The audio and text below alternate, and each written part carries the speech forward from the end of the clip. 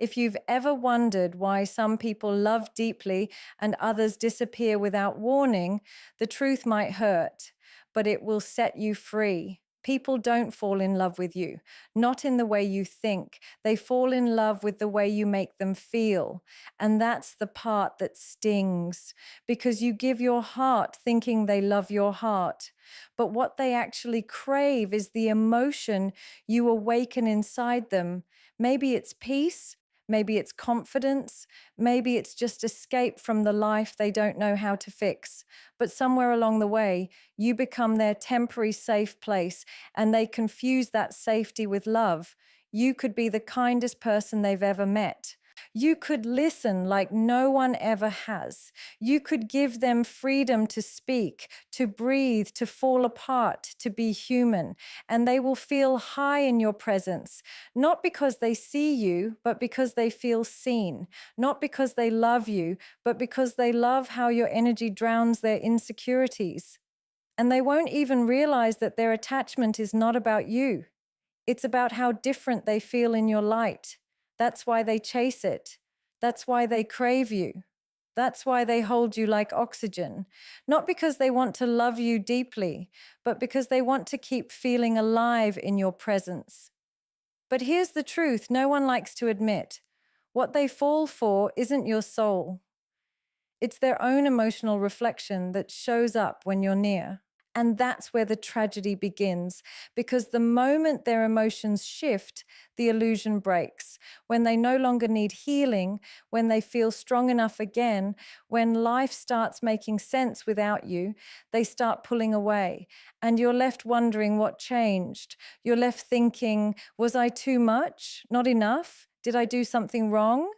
But no, you were the same. It's them who changed. They found their strength or their distraction, or maybe just another emotional high somewhere else. You weren't loved for your essence. You were loved for the way your presence edited their pain. And when that purpose expired, so did their affection. But you don't see it that way. You mourn the connection. You romanticize the moments. You revisit every little word, trying to make sense of the withdrawal. You forget that you were never chosen. You were simply needed. And need is not love. It can feel like love. It can sound like love. It can make promises like love, but it doesn't stay like love.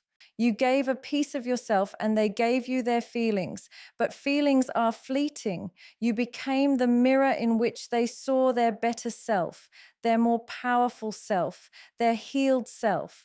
And when they no longer needed the reflection, they turned away from the mirror. This is the part that breaks your heart and awakens your soul, because you start realizing how much you gave, how deeply you cared, how honest you were, and how it still wasn't enough to make them stay. But it was never about staying. It was never about you.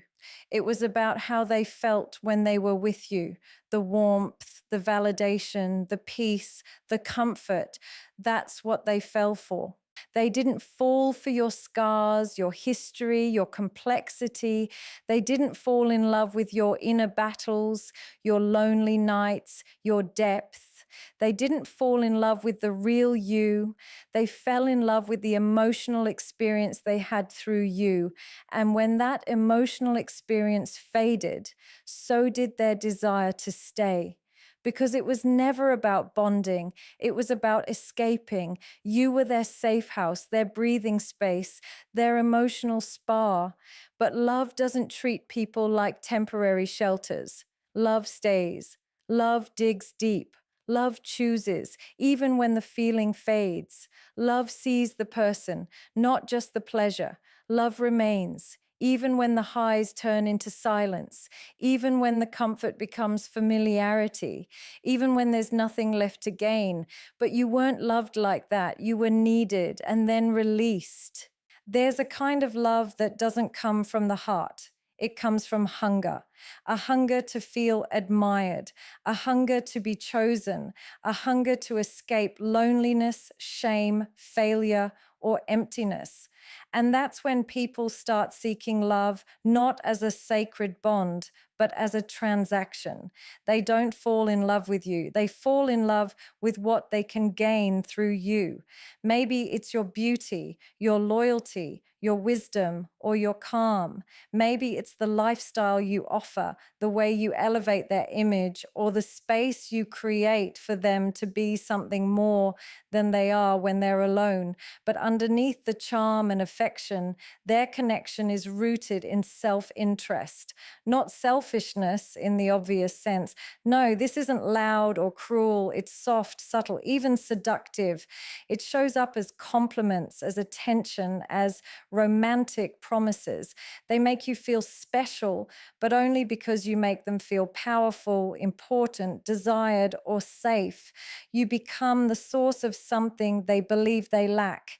And instead of loving you, they attach to the benefits they receive from your presence, whether it's emotional labor, status, comfort, sexual gratification, financial help, or just someone to answer their midnight calls. You become a resource, not a partner. This kind of love is incredibly deceptive because it looks like devotion at first. They show up, they say the right things, they play the part of someone who's truly invested. But their love is conditional. It's a performance held up by your ability to provide. They're in love as long as they're gaining. But when the benefits dry up, when you stop giving your energy, when you set a boundary, when you ask to be seen beyond what you offer, their warmth turns cold. Their consistency begins to slip. They start pulling away, not because you changed, but because their need was no longer being met. And that's when it hits you. They weren't in love with your soul, your heart, your depth. They were in love with the version of you that served them. You realized that you were pouring from a place of sincerity while they were receiving from a place of survival. You thought you were building something real, but they were feeding off your love, your energy, your presence, not to grow together, but to fill a gap inside themselves. And when you finally start to pull back to protect your spirit, to reclaim your time and worth, they don't beg for your essence. They beg for the loss of access. They don't miss you. They miss what you did for them. That's the difference between being loved and being used. One leaves you seen, the other leaves you emptied. And the saddest part is they may not even realize they're doing it, because we live in a world where people confuse dependency with love. If you give someone a steady dose of attention, care, and healing, they'll start to think they love you. But what they're actually experiencing is relief. And when you become their fix, they don't learn to value you. They learn to depend on you, not as a person, but as a provider of emotional stability. And once they're stable enough to stand alone, or worse, once they find a new source to feed their gain, they disappear and you're left questioning your worth. But the truth is, their departure has nothing to do with your value. You were just the giver in a dynamic built on taking. And the moment you stopped giving, their illusion of love faded into silence, confusion, and indifference. The world romanticizes falling in love, as if love is something that happens by accident, something uncontrollable, something sudden, something that sweeps you off your feet without warning. But here's the truth no one tells you. Falling in love is the easiest part. It doesn't require maturity. It doesn't require awareness. It doesn't even require real understanding of the other person. It just needs timing, chemistry, a few shared vulnerabilities, and the right emotional wounds that mirror each other. That's why so many people fall so fast, so deep, and so blindly. But what people confuse as love is often just an emotional reaction, a reaction to someone who makes them feel wanted, seen, adored, or alive again. It's not conscious. It's not deliberate. It's not rooted in clarity. It's a rush, an emotional high that feels like forever in the moment, but disappears the second real life demands effort. And this is where so many hearts break because people chase the feeling and call it love. But when the feeling fades, as all highs do, they run, withdraw, or disconnect without warning, leaving the other person questioning everything. But real love? Real love doesn't vanish with mood swings or emotional exhaustion. Real love doesn't retreat when attraction wavers or when passion isn't at its peak. Real love is a choice, a decision you make daily, intentionally, even when the butterflies are gone. It's not glamorous. It's not always exciting. It's certainly not perfect, but it's powerful because it's chosen. And that's what most people aren't ready for. They want love to feel effortless. They want it to maintain the same thrill, the same intoxication, the same heat it had in the beginning. And when that energy starts to shift, they assume something's wrong. But nothing is wrong. What's wrong is the idea that love should always feel like magic without ever requiring maturity. Love is not just poetry, it is practice. It is showing up when you don't feel like it. It is communicating when silence is easier. It is staying present when your mind wants to flee. And it is seeing the flaws, the fears, the failures, and still choosing to stay.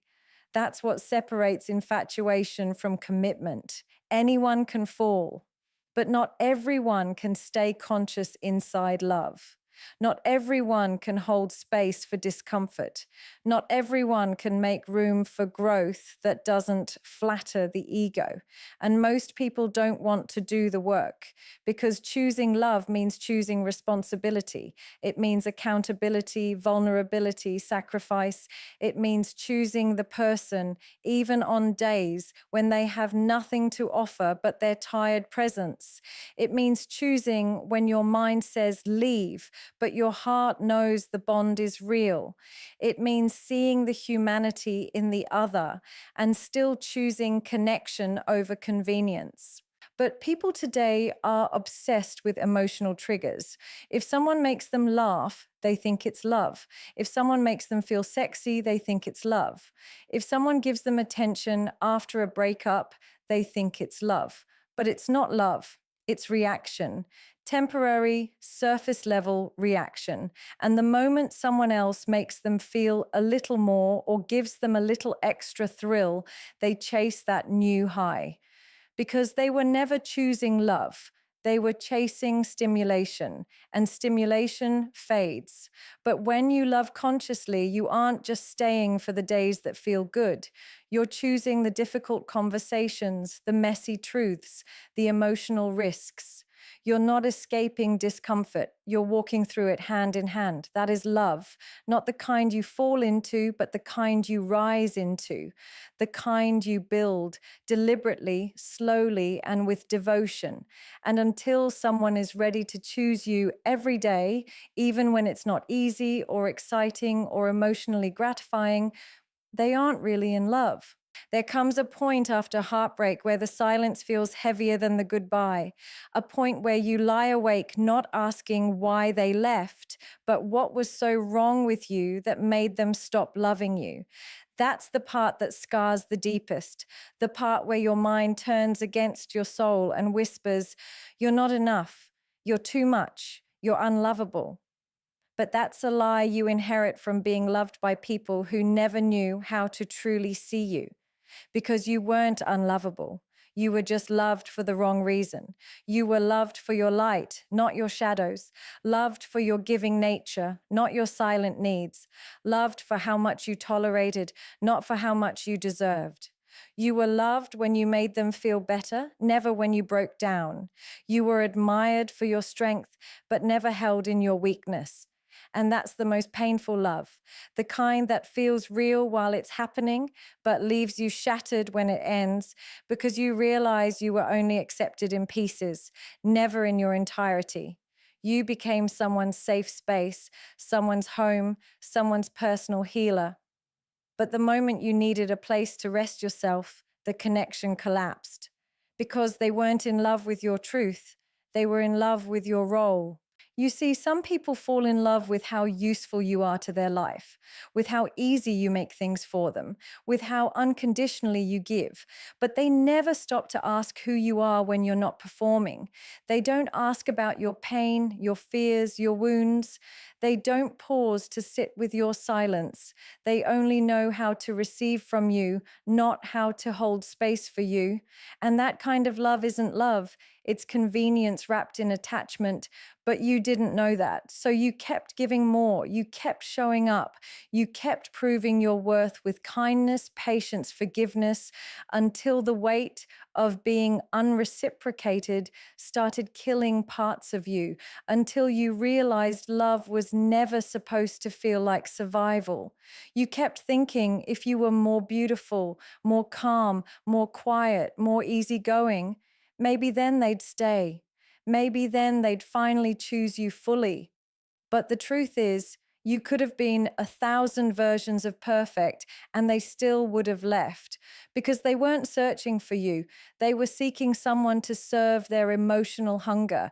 And when that hunger was fed, they left not because you weren't enough, but because they never planned to stay beyond their need.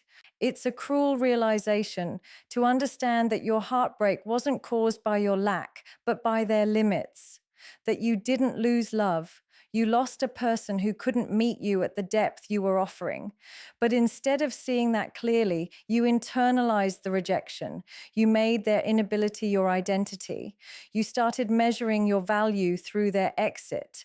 But the people who truly love you, they don't disappear when you reveal your depth. They don't run when you're not glowing. They stay when you're quiet. They lean in when you're distant. They ask when you're off. They show up when you're breaking, not just when you're whole. That's what real love does. It sees the chaos in you and doesn't flinch.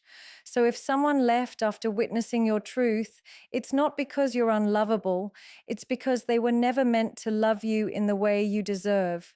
You were just loved for the wrong reason. Loved for how you fit into their life, not for how your soul exists when you're not trying to impress or perform. And no matter how deeply it hurt, their absence is not proof of your inadequacy. It's just the evidence that their love was never equipped to hold the real you. Would you like to continue with the fifth keynote next in the same deep, flowing style? There's a moment after heartbreak when clarity doesn't come as comfort. It comes as fire. A fire that burns through your illusions. A fire that burns through the stories you told yourself about why they left, why they changed, why they stopped showing up, why they stopped calling you home. And it's in that moment when the fantasy falls apart that you begin to see the truth you were never ready to face. They didn't love you the way you loved them. And the reason that truth hurts so much is because up until now, you've been carrying the weight of your own expectations. You've been rewriting memories to soften their absence. You've been turning red flags into moments of confusion and abandonment into maybe they just need time. You've been telling yourself that what you had was special, rare, unspoken, when in reality it was you projecting meaning onto a person who never showed you real intention. You were trying to find forever in someone who only showed up when it was convenient. You were building a future in your head while they were taking pieces of you and giving nothing solid in return. But when you finally understand why they were there, what they were seeking, what they were gaining, what they were avoiding, the illusion shatters and you stop romanticizing them because you realize you weren't chosen, you were used. Not always in a malicious way, sometimes in the softest, most addictive way, but used nonetheless, used for your comfort, for your consistency, for the light you brought into their darkness. And once the purpose was served, they walked away, and you were left romanticizing their absence, not realizing that their presence was never as pure as you made it out to be. It's a hard awakening because the human heart wants to believe in the fairy tale. We want to believe that love, even if it ended, was somehow sacred. that the person who hurt us still cared, even if they couldn't stay. But sometimes caring isn't the same as commitment. Sometimes attention isn't love, it's control. Sometimes affection isn't real, it's a tactic. And when you look closely, you begin to see the patterns. How they always came around when they needed something, how their words were beautiful, but their actions never followed, how they made you feel guilty for needing more, how you had to shrink your needs just to keep them from leaving. You start to see that what you called chemistry was actually trauma. What you called passion was actually anxiety. What you called connection was often you trying to earn scraps of emotional validation. And when the reason becomes clear, when you finally face the fact that they didn't love you, they loved your energy, you stop romanticizing the version of them you built in your head. You stop missing the one-sided conversations. You stop fantasizing about the few sweet moments you shared, because now you see those moments were never real enough to sustain the love you were craving. They were moments of escape, not moments of depth. You stop blaming yourself. You stop chasing closure because there's nothing left to understand. The truth is simple now. They weren't ready. They weren't real. Or worse, they were only there to take. And you were romanticizing a role you played in their life, not the relationship itself. Once you know the reason, your heart detaches differently. It doesn't ache in confusion anymore. It detaches with awareness. It lets go, not because it's over, but because it was never real in the way you thought it was. And when that happens, when you finally stop lying to yourself about who they were and what it really meant, your healing begins not in anger, but in deep, unwavering self-respect. Somewhere along the way, you were taught that your worth depended on how much someone else loved you, that your value was tied to who stayed, who chose you, who praised you, who held you in the ways you always dreamed of being held. So you shaped yourself, softened your voice, edited your emotions, dimmed your brilliance, twisted your truth, all in the hope that it would make you more lovable, more tolerable, more acceptable. You began treating love like a reward, something to earn, something to prove yourself worthy of. And every time someone walked away or failed to see you or couldn't meet you where you stood, you took it as personal failure, as if their inability to love you was a reflection of your defect rather than their limitation. But you were never born to be a shapeshifter in someone else's story. You weren't placed here to convince the wrong hearts to stay. Your job is not to be loved by everyone. Your job is to be aligned with your own soul. That means being in integrity with your boundaries, your voice, your truth. That means walking in a way that honors your spirit, even when it's misunderstood.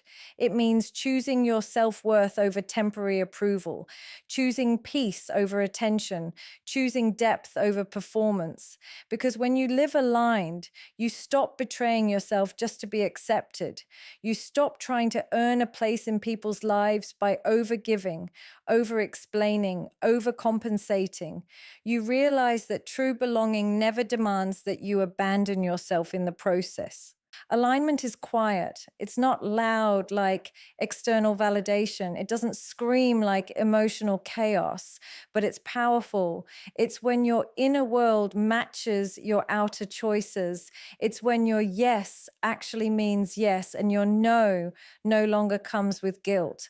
It's when you stop twisting your identity to fit inside relationships that require you to shrink. It's when you start honoring what you know, even when it's inconvenient, even when it's lonely, even when it means walking away from the very people you once begged to stay. Because alignment doesn't beg, it doesn't chase, it doesn't compete, it trusts. It trusts that what is meant for you will never ask you to sacrifice your wholeness. It trusts that your people, the ones truly aligned with your soul, will not only love you, they will respect you. They will not only admire your strength, they will hold space for your softness. They will not only enjoy your light, they will stand beside you in your shadow. But to find those people, you must first become someone who doesn't abandon herself. You must be brave enough to disappoint others before you disappoint your truth. You must be clear enough to walk away when your peace is being compromised, no matter how much history is involved. And that requires a different kind of strength, not the strength to hold on, but the strength to let go of anything that costs you your alignment. You begin to realize that love without alignment is chaos dressed in passion, that staying where you don't belong isn't loyalty, it's self rejection. And the moment you choose to live in alignment with your core, everything begins to shift. You stop tolerating crumbs. You stop chasing half hearted efforts. You stop romanticizing almosts. You begin attracting not what you desire, but what matches your alignment. Relationships rooted in honesty, love born from integrity, connection that sees your soul and not just your service. And maybe not everyone will love this version of you, but the right ones will respect it. The right ones will rise to meet it, and the right ones will never ask you to trade your truth for their comfort.